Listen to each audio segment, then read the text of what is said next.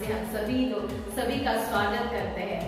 क्यों ना इस शाम के समय हम परमेश्वर का धन्यवाद करें, जिसे हम आराधना की ओर बढ़ेंगे और वचन की ओर बढ़ेंगे। उससे पहले हम प्रार्थना करेंगे। आइए अपने सरों को झुकाएं।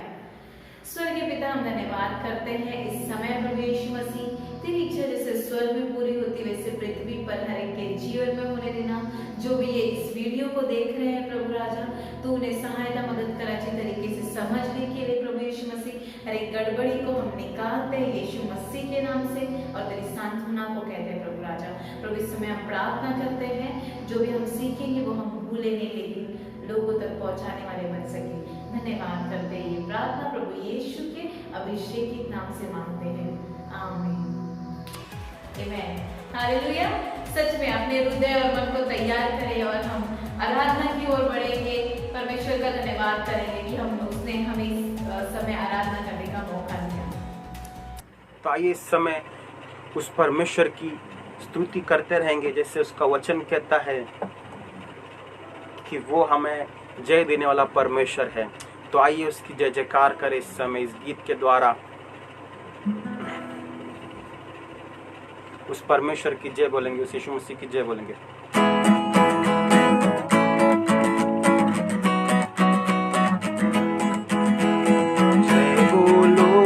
जय बोलो यीशु मसीह की जय बोलो, जय बोलो यीशु मसीह की जय बोलो, जय बोलो यीशु, जय बोलो यीशु, जय बोलो यीशु, जय बोलो यीशु, जय बोलो, जय बोलो यीशु मसीहा की जय बोलो, जय बोलो यीशु मसीहा की जय बोलो, ओ जय बोलो यीशु, जय बोलो यीशु, जय बोलो यीशु, जय बोलो यीशु, जय बोलो, जय बोलो यीशु मसीहा की जय बोलो, जय बोलो यीशु मसीहा की जय बोलो। अंधों को आँख दिया यीशु ने, अंधों को आँख दिया यीशु ने, मुर्दों को जिला दिया यीशु ने, मुर्दों को जिला दिया यीशु ने, अंधों को आँख दिया यीशु ने, अंधों को आँख दिया यीशु ने, बहरे को सुनने दिया यीशु ने, बहरे को सुनने दिया यीशु ने। जय बोलो यीशु मसीहा की जय बोलो, जय बोलो यीशु मसीहा की जय बोलो। अरे जय बोलो यीशु, जय बोलो यीशु, जय बोलो यीशु, जय बोलो यीशु, जय बोलो, जय बोलो यीशु मसीहा की जय बोलो, जय बोलो यीशु मसीहा की जय बोलो। कोड़ी को चंगा किया यीशु ने, कोड़ी को चंगा किया यीशु ने, लाजर को जिला दिया यीशु ने, लाजर को जिला दिया यीशु ने। जय बोलो यीशु मसीहा की जय बोलो, जय बोलो यीशु मसीहा की जय बोलो, यीशु मसीहा की जय बोलो, मेरे यीशु मसीहा की जय बोलो, मेरे यीशु मसीहा की जय बोलो।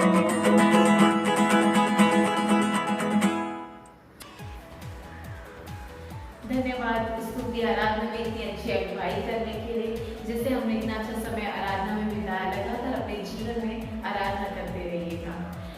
क्यों ना हम इस समय एक छोटी गवाही को सुनेंगे और बहन प्रियंका से हम निवेदन करते हैं कि वो हमारे मध्य में अपनी गवाही को बांटे। हालेलुया, प्रभु की स्तुति हो। मेरा नाम प्रियंका है। मैं आपके साथ मेरी एक छोटी सी गवाही शेयर करना चाहती हूँ। जैसे हम सभी को पता है कि हम 3-4 महीने से लॉकडाउन में हैं, तो बहुत सारे लोगों के जॉब से वो चले गए हैं। मेरा भी कुछ ऐसा ही हुआ था। लैपटॉप या पीसी नहीं होने के कारण मेरा जो सैलरी है वो स्टॉप कर दिया गया था। सच में बहुत टेंशन में आ गई थी कि लॉकडाउन चालू है, सैलरी बंद हो गया, नया जॉब कैसे मिलेगा, क्या कुछ भी पता नहीं था। जस्ट प्रार्थना करती थी कि परमेश्वर ये जो सारी चीज़ें हो रही है मैं आपके हाथ में सौंपती हूँ। मैं प्रार्थना करती थी, तब परमेश्वर का वचन मुझसे कहता था मत्ती के 6:26 में, आकाश के पक्षी है, ना वो कभी बटोरते हैं ना काटते हैं, पर तुम्हारा स्वर्गीय पिता उन्हें नहीं खिलाता, और उनसे अधिक कहीं मूल्य तुम नहीं हो।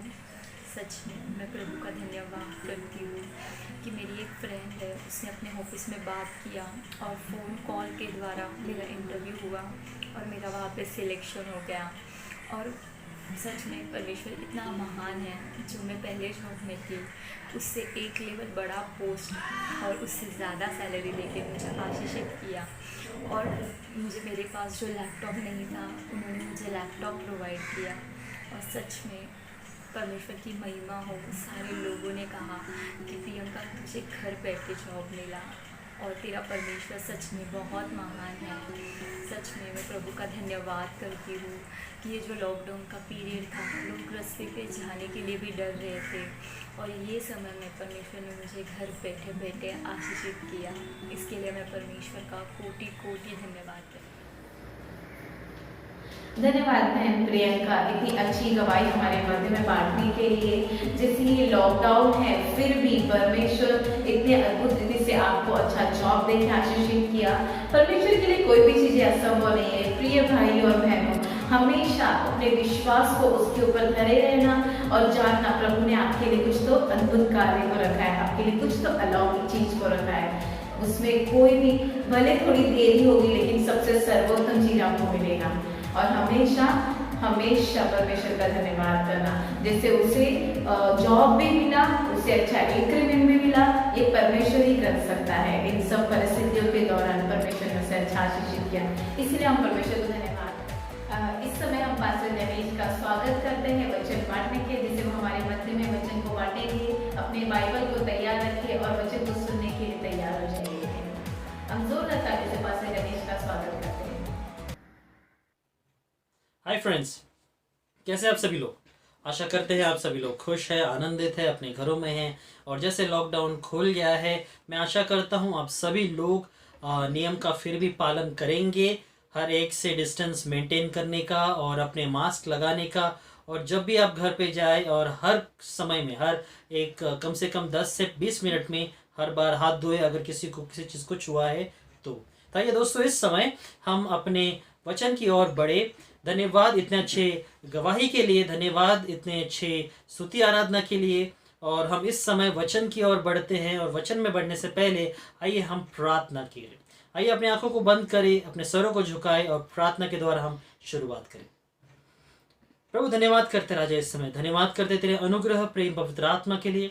धन्यवाद करते प्रभु तेरे पवित्र वचन के लिए जो तूने हमारे बीच में आज रखा है, और जो हम सुनने वाले हैं प्रभु उसमें तेरी आशीष होने दे, ताकि परमेश्वर हम तेरे वचन को सुने और ना कि सिर्फ सुनने वाले वरन उसे सुन के करने वाले भी बने। प्रभु प्रार्थना करते हैं कि तेरा अनुग्रह रखना, तेरा प्रेम और पवित्र आत्मा रखना, ताकि हर एक समय वहाँ पे परमेश्वर जो भी तेरी ओर से परमेश्वर आशीषें है, तेरी ओर से योजना है, तेरी ओर से बातें हैं, तेरी ओर से चीज़ें हैं, उसको हम सुने और उसे हम परमेश्वर करने वाले भी बने। प्रभु राजा, कि आज के विषय को लेकर प्रभु तेरे और करीब हम आए, वचन के द्वारा, प्रार्थना के द्वारा तुझसे और जुड़े। प्रभु मैं प्रार्थना करता हूँ राजा, इस समय मांगता हूँ प्रभु कि तेरा पवित्र वचन हमारे संग रहे। हर एक गड़बड़ी को, हर एक इंटरनेट के प्रॉब्लम को, हर एक वीडियो बफरिंग को, हर एक समस्या को मैं इस समय निकालता हूँ और कहता प्रभु कि तू कार्य करना, तू आशीष करना, तू स्पर्श करना। प्रभु राजा, जब तेरे वचन को हम सुने उससे हम आशीषित हो। सारी महिमा तुझे देते हुए प्रार्थना यीशु के नाम से करते हैं, सुन और कबूल कर। आमीन, आमीन, हालेलुया। तो इस समय हम अपने विषय पे चले। जैसे आज का विषय है दयालुपन, काइंडनेस। शुरुआत करने से पहले वचन को देखें हम, जो गलातियों के 5:22 का वचन है।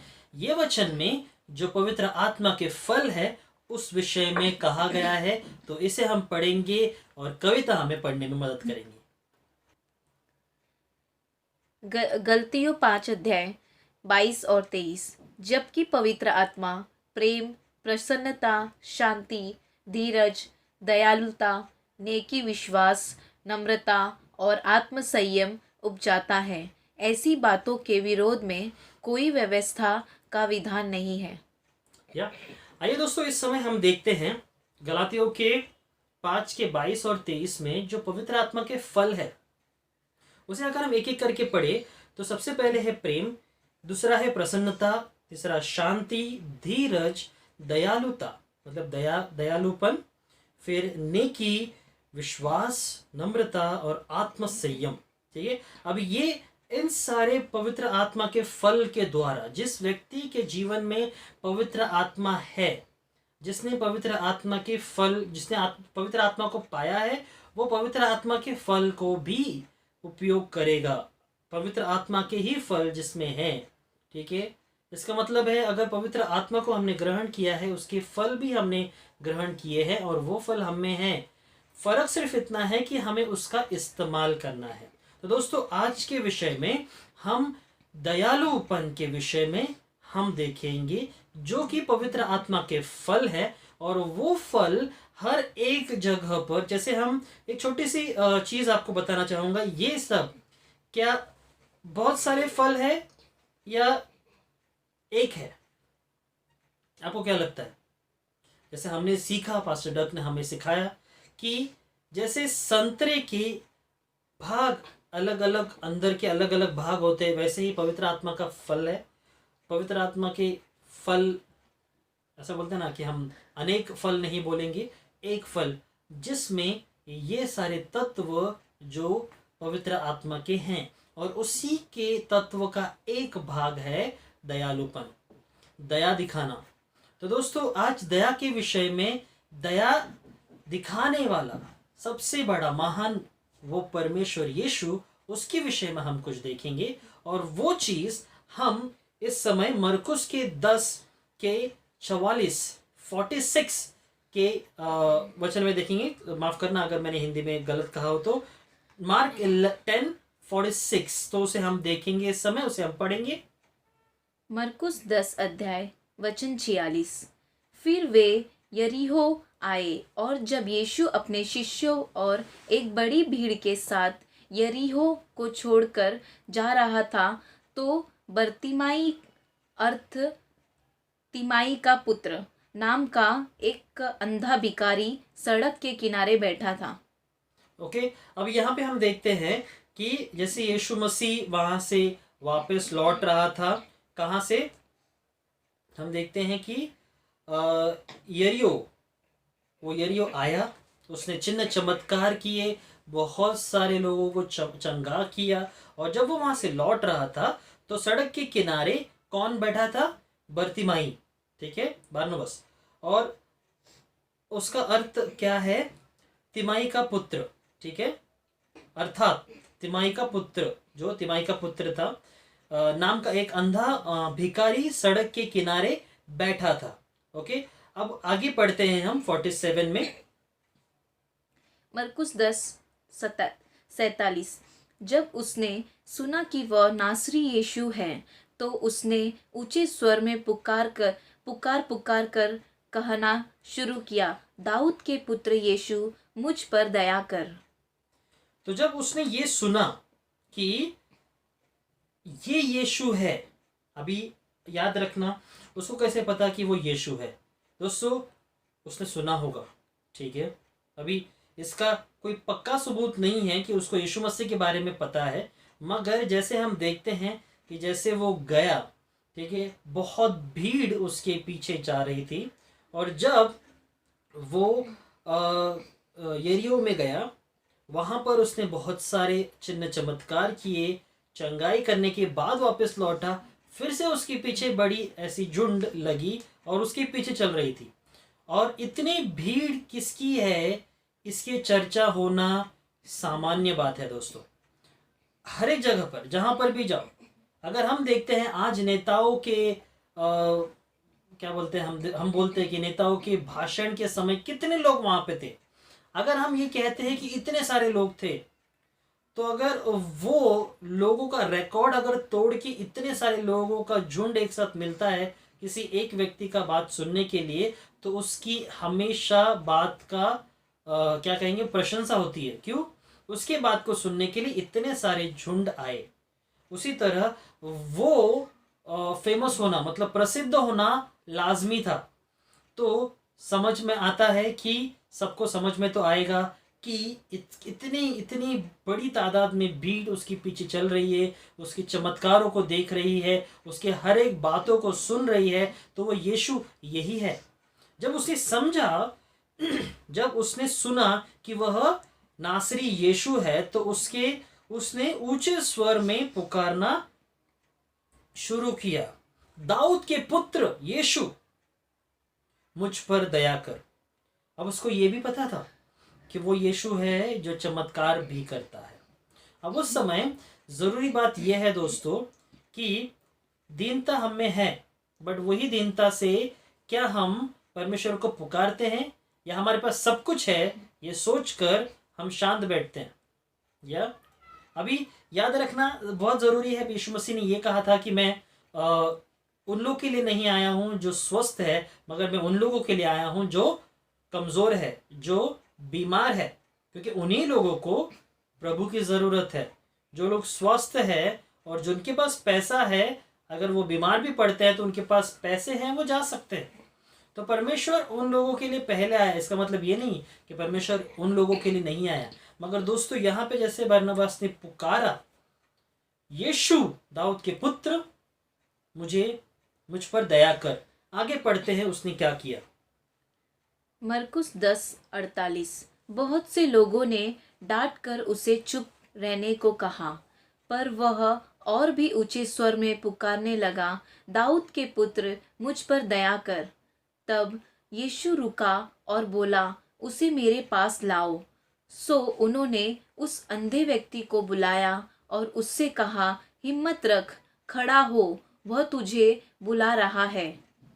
ओके, अब यहाँ पर हम देखते हैं बहुत से लोगों ने डांट कर उसे चुप रहने को कहा, ठीक है, और वह और भी ऊंचे स्वर में पुकारने लगा, दाऊद के पुत्र मुझ पर दया कर। मतलब लोगों ने उसको दबाने की कोशिश की, लोगों ने उसको बोलता ना कि और क्या बोलते, चुप रहे, ठीक है, ज़्यादा ज़ोर से मत बोल, वो क्या बोलते हैं कि वो प्रभु है, उनको डिस्टर्ब मत कर, ठीक है।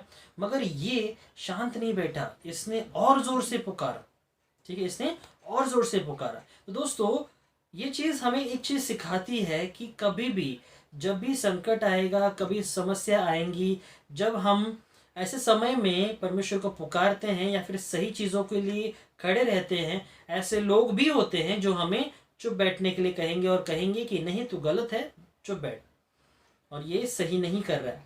मगर उस समय ये हमारा विश्वास होना चाहिए कि प्रभु है जो हर एक बातों को सुनता है और सुनकर हमें उत्तर भी देता है। या तो उस समय जैसे बरनबास चुप नहीं रहा, वो बोलता गया और यीशु ने सुना। ओके, हम देखते हैं, तब यीशु रुका और बोला, उसे मेरे पास लाओ। सो उन्होंने उस अंधे को उसके यीशु के पास लाया। और 50 में हम देखते हैं, वह अपना कोट फेंक कर उछल पड़ा और यीशु के पास आया। वह यीशु के पास आया। ओके, अब ये चीज़ ज़रूरी है दोस्तों, यहाँ पे एक महत्वपूर्ण चीज़ लिखी है, वह अपना कोट फेंका। कोट मतलब जो उसने पहना था। अभी बरनबास ऐसा व्यक्ति था जो शायद से किसी को भी पसंद नहीं था। वो हमेशा कहाँ बैठा था, क्या लिखा है वहाँ पर, सड़क के किनारे बैठा था। तो सड़क के किनारे वो बैठा था और शायद ही मुझे लग रहा है कि वो शायद उस परिस्थिति में था, उसके पास कुछ पैसे भी नहीं है, शायद वो पैसे मांग कर अपनी ज़िंदगी जी रहा था। और उस समय जो उसने पहना था वो उसने उतारा और वो वहाँ पर आया। तो दोस्तों हमें अपने ज़िंदगी में घमंड, ईर्ष्या, नफरत, इन सारी चीज़ों को उतार के यीशु के पास आना है। जब यीशु मसीह हमें पुकारता है, कहता है कि हाँ आ मेरे पास, तो वहाँ पर हमें यीशु मसीह के पास आना है। क्या, कैसे आना है? अपने पुराने मनुष्यत्व को छोड़कर आना है। ठीक है, वही दर्शाता है कि हम दीन हो गए, हम दयालु, मतलब हम बोलते हैं ना कि करुणा से अपने आप को भर कर के प्रभु मैं अपने सारी चीज़ों को पीछे छोड़ तेरे पास आता हूँ। ठीक है, फिर क्या हुआ हम 51 में देखते हैं। फिर यीशु ने उससे कहा, तू मुझसे अपने लिए क्या करवाना चाहता है? अंधे ने उससे कहा, हे रबी, मैं फिर से देखना चाहता हूँ। है रबी मतलब है मालिक, है शिक्षक। ओके, रबी का मतलब है टीचर। ओके, है रबी, मैं फिर से देखना चाहता हूँ। अभी दोस्तों वो व्यक्ति अंधा था। क्या यीशु अंधा था? नहीं, यीशु देख सकता था कि वो अंधा है, उसको आंखों की ज़रूरत है, मगर यीशु ने उसको बोला कि मैं तेरे लिए क्या कर सकता हूँ। ठीक है, अभी ये सवाल कभी कभार हमें अपने आप से पूछना चाहिए दोस्तों, कि हम परमेश्वर के पास जाते हैं मगर वो नहीं मांगते जो मांगना चाहिए, मगर बाकी सब चीज़ें मांगते हैं। या दोस्तों ये सवाल शायद यीशु आपको पूछ रहा है, मैं तेरे लिए क्या कर सकता हूँ। या अभी हम ऐसे चीज़ें मांगते हैं जो हम शायद संभाल नहीं सकते, जैसे कि बहुत सारी चीज़ें। अगर हम क्या बोलते हैं, अगर हमारे पास नौकरी नहीं है, ठीक है, और हम बोलते हैं कि हे प्रभु मुझे ना गाड़ी दे। अभी नौकरी नहीं है तेरे पास, तुम्हें मांगना क्या चाहिए? तुम्हें नौकरी मांगनी चाहिए, मगर तुम क्या मांगते हो? गाड़ी। ऐसे ही ये सिर्फ उदाहरण था दोस्तों, मगर हम ऐसे ही चीज़ों को मांगते हैं जो शायद हम संभाल नहीं सकते, और शायद उस समय वो हमारी ज़रूरत नहीं होती, वो शायद मिल भी जाए। चलो, जैसे पिता कहता है कि तुम जो मांगोगे मैं तुम्हें दूंगा, वो दे भी देगा। पेट्रोल के लिए पैसे कहाँ से आएंगे? फिर आप पेट्रोल मांगोगे, चलो कि प्रभु पेट्रोल दे दे। पेट्रोल दे दिया, टैंक फुल कर दिया, गाड़ी कितना दूर तक चलेगी? 30 किलोमीटर। उसके बाद क्या? फिर से मांगोगे? तो दोस्तों गलत चीज़ है गलत समय पे। इसीलिए परमेश्वर अपना सवाल क्लियर करता है कि तब यीशु बोला, फिर यीशु ने उससे कहा, तू मुझसे अपने लिए क्या करवाना चाहता है? या यीशु मसीह आपको ये सवाल कर रहा है दोस्तों, तू मुझसे क्या चाहता है कि मैं तेरे लिए क्या करूं? दोस्तों यीशु मसीह हमारे लिए सब कुछ दे सकता है, मगर जो चीज़ की जब ज़रूरत है, वो चीज़ें जब हम मांगते हैं, परमेश्वर कहता है वो बिना चूके, बिना देर किए वो तुम्हें दे देगा, क्योंकि उसकी तुम्हें ज़रूरत है, उस समय उस चीज़ की ज़रूरत है। तो दोस्तों यही चीज़ें हमें ध्यान रखनी है, और इसी चीज़ के लिए बरनबास वहाँ पर आया। बरनबास ने उसका मजाक नहीं उड़ाया, मगर उससे सीधे सीधे कहा कि मुझे आंखें चाहिए। हम देखते हैं इसको कि अंधे ने उससे कहा, है रब्बी, मैं फिर से देखना चाहता हूँ। करेक्ट, मैं फिर से देखना चाहता हूँ। और फिर 52 में परमेश्वर क्या कहता है? 52 राइट, 52 राइट। और तब यीशु बोला, जा, तेरे विश्वास से तेरा उद्धार हुआ। फिर वह तुरंत देखने लगा और मार्ग में यीशु के पीछे हो लिया। आमीन। तो तब यीशु बोला, जो तेरे विश्वास से तेरे उद्धार हुआ। ओके, सॉरी, मेरा हिंदी थोड़ा सा कच्चा है, मगर मैं कोशिश कर रहा हूँ ताकि मैं और सुधार ला सकूं। फिर वह तुरंत देखने लगा, जो उसने विश्वास किया था दोस्तों। अभी दोस्तों यीशु ने यहाँ पे कोई मंत्र नहीं फूका, कोई चीज़ें नहीं की, कुछ ऐसा बोलते ना, कुछ ऐसा अलग नहीं किया जिससे हमें ये लगे कि यीशु ने कुछ वहाँ पे जादू किया। नहीं, यीशु चमत्कार करने वाला परमेश्वर है, जादू करने वाले तो जादूगर है, मगर परमेश्वर हमारा ऐसा चिन्ह और चमत्कार करता है जिससे हम पूरी तरह से अचंभित रहते हैं। ऐसा चीज जो और कोई नहीं कर सकता, वही चमत्कार परमेश्वर कर सकता है, क्योंकि यीशु परमेश्वर है। या उसी तरह जैसे उसने कहा कि तेरे विश्वास ने तुझे चंगा किया है। दोस्तों, हर समय विश्वास ये एक बहुत ही मध्यम जैसी चीजें बोलते ना कि सेंटर ऑफ थिंग, मतलब ऐसी चीजें जो सही चीज है, और ऐसे क्या बोलेंगे उसको कि क्या बोलेंगे, सही ऐसी बात है, और क्या कहेंगे उसको, और ऐसा महत्वपूर्ण चीज है विश्वास, क्योंकि हम विश्वास करते हैं किस पर? यीशु मसीह पर। और वही विश्वास जरूरी है दोस्तों, वही विश्वास जरूरी है, क्योंकि वही विश्वास के द्वारा हम चमत्कार को देख सकते हैं। ठीक है, हम आशीष को देख सकते हैं, हम उस अनुग्रह को देख सकते हैं जो परमेश्वर ने हम पे रखा है, सिर्फ विश्वास के द्वारा। ठीक है, तो वही दोस्तों परमेश्वर की यहाँ पर हम दयालुपन को देखते हैं कि इतने सारे भीड़ में इतना बड़ा व्यक्ति परमेश्वर जा रहा है, लोग कह रहे हैं अरे वो परमेश्वर है, पागल हो गया है तू, इतना चिल्ला मत, उसको बुला मत, वो बहुत बड़े आए, बड़े इंसान हैं और बड़े हैं, वो परमेश्वर है, तेरी क्यों सुनेंगे? मगर परमेश्वर दयालु है दोस्तों, वो दयालु है। वो रुके, यीशु मसीह रुके और देखा कौन मुझे बुला रहा है। उसने कहा कि उसको मेरे पास लेकर आओ, और वो रुके और फिर कहा कि तुझे क्या चाहिए। दोस्तों, तुम्हें क्या चाहिए परमेश्वर से मांगो, और वो चीज़ परमेश्वर तुम्हें देगा।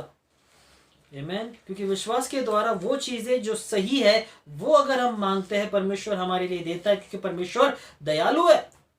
परमेश्वर हर एक चीजों में हमें वो सारी चीजें देता है जो उसने हमारे लिए वादा किया है।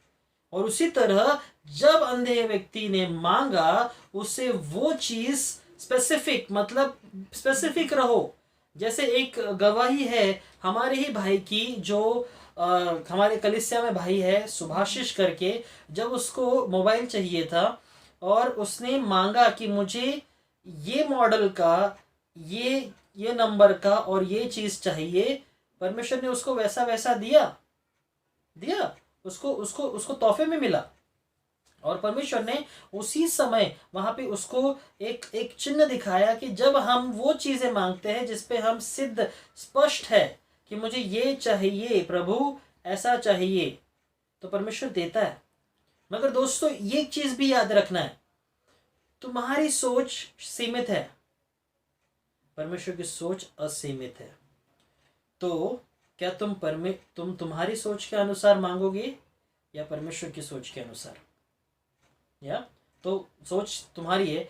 जब हम अपनी सोच से मांगते हैं तो शायद वही देख पाते जो हमारी आंखें देखती है, मगर वो सोच जो परमेश्वर देखना चाहता है वो शायद हमारी आंखें नहीं देख सकती। और वही चीज की परमेश्वर बात कर रहा है कि हमें वो चीजें मांगनी है जो हमारी सोच से भी परे है, और परमेश्वर देगा। आमीन। परमेश्वर देगा, क्योंकि परमेश्वर दयालु है, और वो इतना दया करता है कि उसने हमारे लिए जान दी। जब हम पापी थे हमारे लिए वो करुणा दिखाया, वो दया दिखाई। जब सभी चीजें हमसे नाराज थी, वही बंदा, वही यीशु है जिसने हमें स्वीकारा। तो इसलिए दोस्तों, इस कहानी के द्वारा हमें समझ में आता है कि हमें कौन सी चीजों पे ध्यान देना है। या आगे बढ़ते हुए हम वचनों को जैसे देखते हैं, उन सारे वचनों पे हमें यही दिखाई देगा कि हमें क्या करना है। अभी यीशु मसीह ने तो दिखा दिया, अब यीशु मसीह के द्वारा हमें इफिसियों के 4:32 में हम देखते हैं कि परमेश्वर हमसे क्या कहना चाहता है। आइए हम उसे पढ़ेंगे। इफिसियों 4:32। एक दूसरे के प्रति दयालु और करुणावान बनो, तथा आपस में एक दूसरे के अपराधों को वैसे ही क्षमा करो जैसे मसीह के द्वारा तुमको परमेश्वर ने भी क्षमा किया है। या क्या कहता है यहाँ पे परमेश्वर कि एक दूसरे के प्रति दयालु और करुणावान बनो, दयालु बनो और करुणावान बनो एक दूसरे के प्रति, जो एटलीस्ट तुम्हारे पास है, तुम्हारे साथ है, उनके साथ। अभी शायद हम हर जगह पे नहीं जा पा रहे, लॉकडाउन में हर एक चीज़ें नहीं खुली हुई है, मगर जहाँ जहाँ भी हम जा रहे हैं दोस्तों, दयालु अपनी दया दिखाओ, क्योंकि ऐसे भी लोग हैं जिनके पास शायद से कोई साधन नहीं है, ठीक है। वो शायद तुमसे पैसा नहीं मांगते, मगर इज्जत उनका हक है, और वो इज्जत देने के लिए तुम्हारे पास दया से वो दो, दया दिखाओ, तुम उनको करुणा दिखाओ, ठीक है। तुम शायद उनको पैसे नहीं दे रहे हो, वो शायद तुम्हारे लेकिन कॉलोनी में आने वाले कचरा उठाने वाले होंगे, या उनसे ऐसा बर्ताव मत करो जिससे, जैसे कि बोलते हैं ना कि वो बहुत निचले स्तर के लोग हैं, या फिर कोई भी स्तर के लोग क्यों ना हो दोस्तों, भले वो कोई भी हो, वो व्यक्ति है, वो व्यक्ति है, वो ऐसा व्यक्ति है जिसको परमेश्वर ने अपने स्वरूप में बनाया।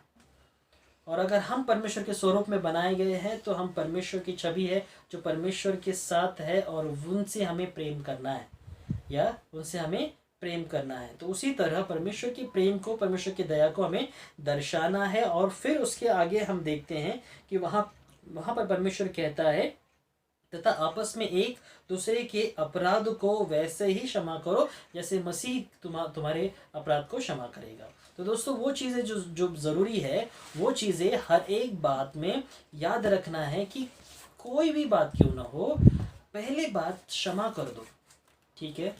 ऐसा कोई भी पाप नहीं है, ऐसा कोई भी गलती नहीं है, ऐसा कोई भी गलती नहीं है कि हम उसको क्षमा नहीं कर सके। पहली बात तो क्षमा करो, क्योंकि जब तक हम क्षमा नहीं करते एक कड़वाहट और एक घृणा हमारे अंदर रह जाती है, या तो उसी तरह हमें क्या करना है, हमें वो चीज़ें करनी है जो परमेश्वर ने हमें कहा है करने के लिए। सबसे पहले क्षमा करो, भले कुछ भी चीज़ों में, कितने ही बड़े ओहदे में तुम क्यों ना हो, बड़े कितने ही अच्छे काम में तुम क्यों ना हो, तुम बॉस होगे, तुम कोई भी होगे, तुम भले कितने ही लाइक करोड़ों रुपए के और बोलते ना अरबों खरबों के मालिक होगे, मगर उसमें परमेश्वर चाहता है कि तुम दया दिखाओ, तुम दया दिखाओ और दया से काम करो, राइट। तो उसी तरह परमेश्वर कहता है कि तीतुस की, सबसे पहले हम पढ़ेंगे कोलोसियों की 3 अध्याय का 12वां वचन। कुलुस्सियों 3 अध्याय वचन 12। क्योंकि तुम परमेश्वर के चुने हुए पवित्र और प्रिय जन हो, इसलिए सहानुभूति, दया, नम्रता, कोमलता और धीरज को धारण करो। ओके, क्या क्या चीज़ को परमेश्वर ने कहा है यहाँ पे, क्योंकि तुम परमेश्वर के चुने हुए पवित्र और प्रिय जन हो, तुम परमेश्वर के चुने गए प्रिय जन हो, इसीलिए सहानुभूति, दया, ओके, नम्रता, कोमलता और धीरज को धारण करो। तो दोस्तों इन चीज़ों को हमें धारण करना है, ओके। शायद हमें वो मानवता, क्या बोलते हैं, मानवता नहीं, मानव वृत्ति, ठीक है, इट्स काइंड ऑफ पर्सनैलिटी होगा शायद से कि हम नहीं कर पाते, हम उन चीज़ों को नहीं ले पाते, मगर वो चीज़ों को हमें करना है। क्या करना है, हमें उनको लेना है, धारण करना है। तो जब हम उसे धारण करते हैं दोस्तों, जैसे पवित्र आत्मा के फल को हमने धारण किया है, इन चीज़ों को भी, दया को भी और दयालुपन को भी, नम्रता को और सहनशीलता को और कोमलता को हमें धारण करना है, या। और उसी तरह परमेश्वर तीतुस के 3 के 4 और 6 में क्या कहता है, इससे हम अंत करेंगे। तीतुस 3 अध्याय वचन 4। किंतु जब हमारे उद्धारकर्ता परमेश्वर की मानवता के प्रति करुणा और प्रेम प्रकट हुआ, और 5वां भी पढ़ेंगे, उसने हमारा उद्धार किया।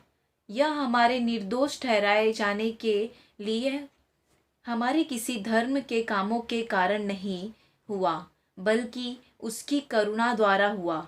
उसने हमारी रक्षा उस स्नान के द्वारा की जिसमें हम फिर पैदा हुए हैं और पवित्र आत्मा के द्वारा नए बनाए जाते हैं।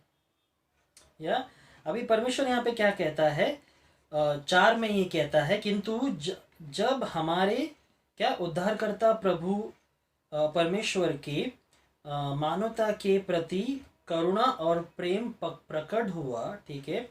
तो 5वें में लिखा हुआ है, उसने हमारा उद्धार किया। उसने क्या किया, हमारा उद्धार किया। यह हमारे निर्दोष ठहराए जाने के लिए हमारे किसी धर्म के काम के कारण नहीं हुआ, मतलब हमने जो धार्मिकता में कार्य किया उसके विषय में नहीं हुआ, मगर उसकी क्या किया, उसकी करुणा द्वारा हुआ। दोस्तों उसकी करुणा, जो दीनता है, जो नम्रता है, उसके द्वारा हुआ। और उसने हमारे रक्षा उस स्थान के द्वारा जिसमें हम फिर पैदा होते हैं और पवित्र आत्मा के द्वारा नए बनाए जाते हैं। जैसे कि गलातियों के 2:20 में लिखा हुआ है, अगर आपको याद होगा कि हम परमेश्वर के साथ क्रूसित हो चुके हैं, हम नहीं जीते वरन परमेश्वर हमें जीता है। तो वही वचन यहाँ पर दिखाता है। प्लीज़ माफ़ करना मेरे हिंदी के अनुवाद को, क्योंकि हिंदी के शब्द को मैं शायद से थोड़ा रुक के बोलता हूँ। मगर यहाँ पे परमेश्वर कहना चाहता है कि परमेश्वर क्या हमारे जो भी किसी धर्म के काम के हो उसमें उससे ही हमें छुड़ाता नहीं, उससे उद्धार नहीं करता, मगर जो परमेश्वर की करुणा है, जो उसने वो करुणा द्वारा हमारा उद्धार हुआ है दोस्तों। तो उसके द्वारा हमें ये याद रखना है कि परमेश्वर की करुणा है जो हमारे लिए थी और हमारे लिए है और हमेशा रहेगी, जिससे हमारा उद्धार होगा। और उस चीज़ों को हमें ध्यान देना है। फिर से एक बार इस वचन को हम पढ़ेंगे और पूरी तरह से समझने की कोशिश करेंगे कि इसमें क्या लिखा हुआ है। तीतुस के 3:4 और 5 में। तीतुस 3:4 और 5। पर जब हमारे उद्धारकर्ता परमेश्वर की कृपा और मनुष्य पर उसका प्रेम प्रकट हुआ, तो उसने हमारा उद्धार किया, और यह धर्म के कामों के कारण नहीं जो हमने आप किए, पर अपनी दया के अनुसार नए जन्म के स्नान और पवित्र आत्मा के हमें नया बनाने के द्वारा हुआ। आमीन। हम देखते हैं यहाँ पर कि परमेश्वर की करुणा और प्रेम जब हमारे ऊपर उतरी, हमने उद्धार पाया ही, उसने हमें उद्धार दिया। और उसकी वजह से नहीं कि हमारे धार्मिकता की वजह से, मगर एक नया जन्म, उसके एक नया जन्म जैसे हम देते हैं, कैसे पानी के बपतिस्मा के द्वारा, और परमेश्वर पवित्र आत्मा के हमें जो मन को हमने अपने आप को बदला है उसके द्वारा। तो दोस्तों यहाँ पे परमेश्वर की जो करुणा है वो जैसे हम पर बरसी, परमेश्वर ने हमें उद्धार किया और वो एक नया जन्म हमने लिया पवित्र आत्मा के द्वारा मन में और शरीर में। तो दोस्तों वहाँ पे परमेश्वर कार्य कहता है। जो हमने अभी वर्जन पढ़ा था वो एक अलग वर्जन था हिंदी में। तो इंग्लिश में जैसे हम अलग अलग ट्रांसलेशंस देखते हैं, अलग अलग जैसे NIV है, KJV है, हिंदी में भी 2 और 3 ऐसे वर्जन है जहाँ पे अलग अलग शब्दों को सही रीति से कहा गया है। तो हमें पढ़ना है कि परमेश्वर वहाँ पे हमें क्या कहना चाहता है। मुद्दा ये है कि जैसे परमेश्वर की करुणा और परमेश्वर की दीनता, दयालुता जब उतरी, उसके द्वारा हमने उद्धार को पाया। तो दोस्तों वो करुणा परमेश्वर हमें भी रखने के लिए कह रहा है, और उसी द्वारा परमेश्वर हमारे जीवन में वो आशीष को दे रहा है। तो दोस्तों इस भाग में जैसे हमने देखा कि परमेश्वर की दयालुता के द्वारा, एक कहानी के द्वारा परमेश्वर हमें क्या कहना चाहता है, अगले भाग में हम ये देखेंगे कि किस तरह से परमेश्वर के कार्यों को लेकर हम उसकी दया को देखते हैं और परमेश्वर ने उसकी दया को हम पर कैसे प्रकट किया। तो हम अगले भाग में इस चीज़ को बढ़ेंगे और उसमें तब तक हमें परमेश्वर की अनुग्रह और प्रेम में बने रहना है। तो परमेश्वर आपको आशीष करे। इस समय अंत करने से पहले आइए हम प्रार्थना करें। प्रभु हम प्रार्थना करते इस समय परमेश्वर तेरी अनुग्रह, प्रेम और पवित्र आत्मा के लिए हम तेरी दया को मांगते हैं राजा, तेरी करुणा को मांगते हैं, तेरी पवित्र आत्मा को मांगते हैं और कहते हैं प्रभु के जैसा तू दयालु बना वैसे तू हमें भी दयालु बना, ताकि हम परमेश्वर दया से हर एक को वो स्वरूप दिखा सके जो तू है और जो तेरे अंदर हमें दिया है। प्रभु इसलिए प्रभु धन्यवाद करते हो, तेरे अनुग्रह से, तेरे प्रेम और पवित्र आत्मा से हम तेरे और हर एक चीज़ों को देते हैं और तू बढ़े और हम घटे और तेरी महिमा हो, और सारी महिमा तुझे देते हुए इस समय को, इस पल को देने के लिए धन्यवाद करते हो। प्रार्थना यीशु के नाम से करते हैं हम, आमीन। तो दोस्तों जैसे हमने आज के सत्र में, आज के भाग में देखा कि दयालुपन के विषय में परमेश्वर की क्या सोच है और उस हिसाब से हमें कैसा परमेश्वर ने रहने के लिए कहा है। अगली बार हम देखेंगे कि किस तरह से परमेश्वर अपनी दया को दिखाया इस धरती पर आकर और किस तरह से कार्य को कर कर। तो परमेश्वर की अनुग्रह आप पे रहे, परमेश्वर की दया आप पर रहे।